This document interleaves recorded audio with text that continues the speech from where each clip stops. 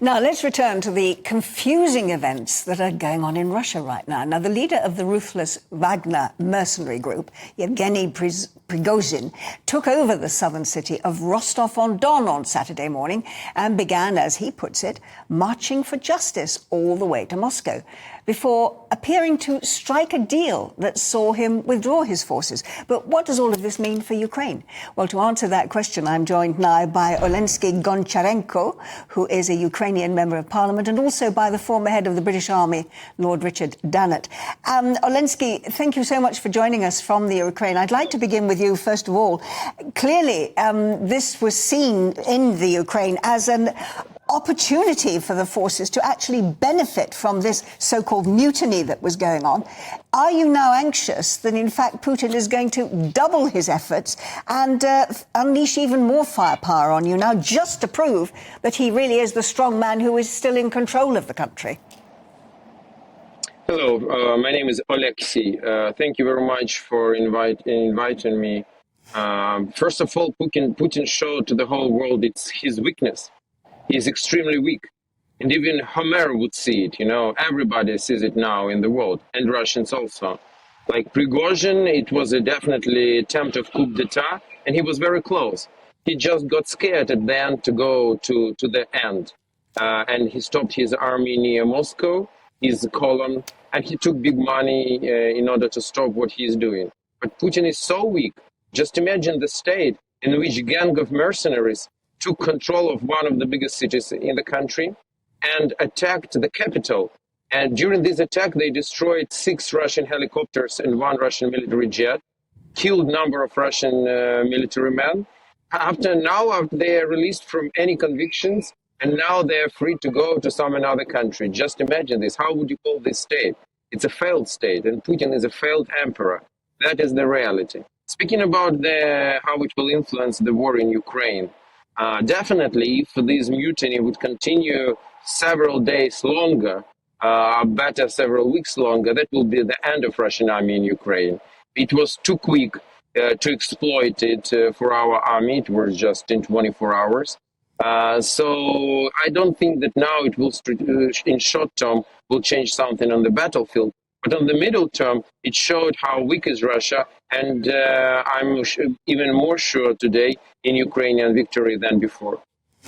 Lord Richard, if I can come to you, would you agree with Oleksiy there that, but I mean, the fear presumably is that even as he agrees, Putin is damaged because he likes to be seen as the strong man of his country. Do you think he is going to unleash even greater firepower just to prove that he is still that strong man? Where he will take this firepower? Sorry, Oleksiy, I was asking Lord Richard. Lord Richard, what are your feelings? That's fine. I think it's quite possible that he might.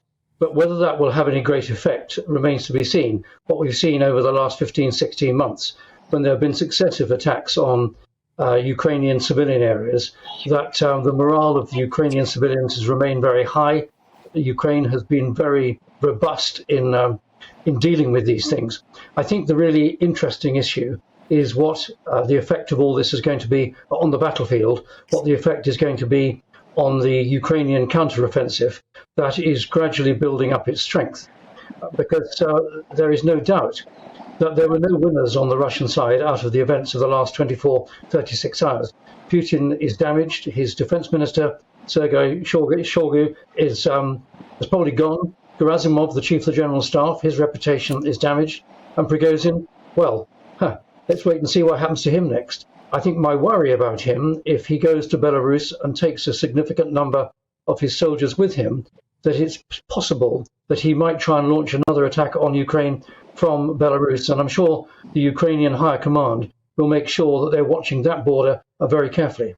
Yes, Mr. Goncharenko, if I can ask you, please, the Wagner was said to be the most effective of the troops that were on that front line.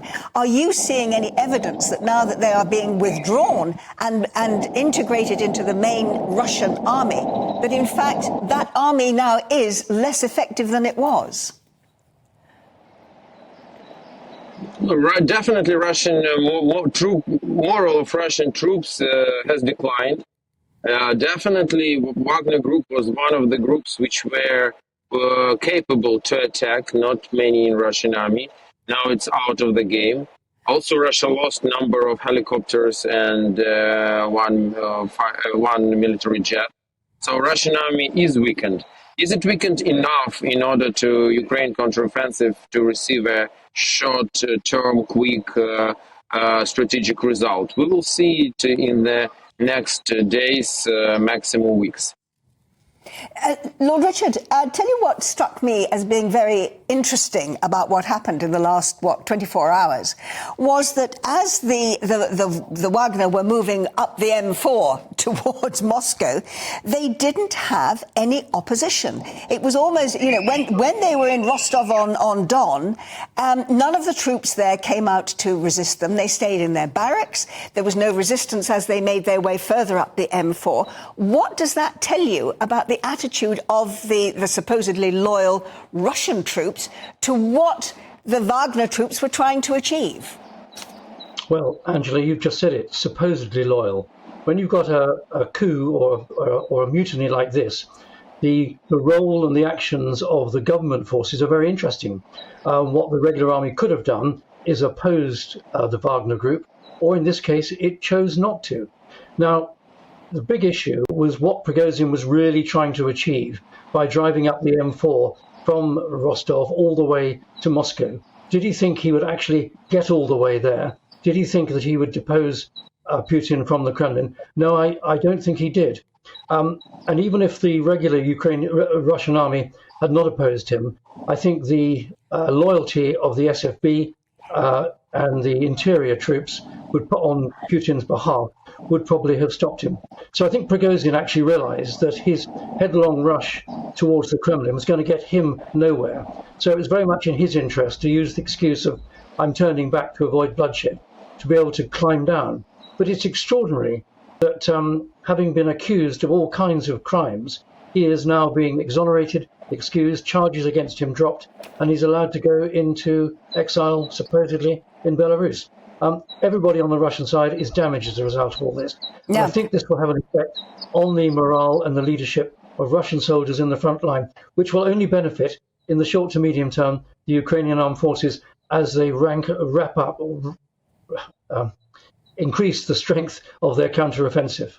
Well, I think that must be music to your ears, Mr. Goncharenko, but I understand that Putin has just been on Russian television where he says that, literally while we've just been talking, and saying that he is very confident of the ability of his troops on the front line. But clearly you have a rather different message that you would like to get back to Mr. Putin. There he is now. He was just speaking just a few moments ago, and he's just saying basically that he has every confidence in his troops and that he has every confidence in the future of his attacks against the Ukraine. What do you say to that? What another could we hear from Putin? He tries to show his confidence, but what is the confidence? Like a gang of mercenaries were moving through the whole country, and he couldn't stop them. We see that Russia militarily is exhausted. All their forces are in Ukraine, and in reality, Russia, all other parts of this huge country are absolutely unprotected. That is the reality. So Putin tries to show some confidence, but in reality, his country is falling apart. That is the reality. And what I think the free world should prepare to is to collapse of Russian Federation. That happened several times in history. They had the so-called time of troubles in 17th century. 100 years ago, Russian Empire collapsed. 30 years ago, Soviet Union collapsed. And now we can say clearly the time of troubles, new collapse of Russian Empire has begun. And it's only the matter of fact. It's a final countdown already after what had happened yesterday. It's the matter of fact when it will happen. And nobody can stop and to prevent it. The only thing that the free world can do is to prepare for it. Thank you very much indeed. And I think, as I say, both of you agreeing there that Putin's time is running out. Only time will tell. But thank you both very much indeed for joining us.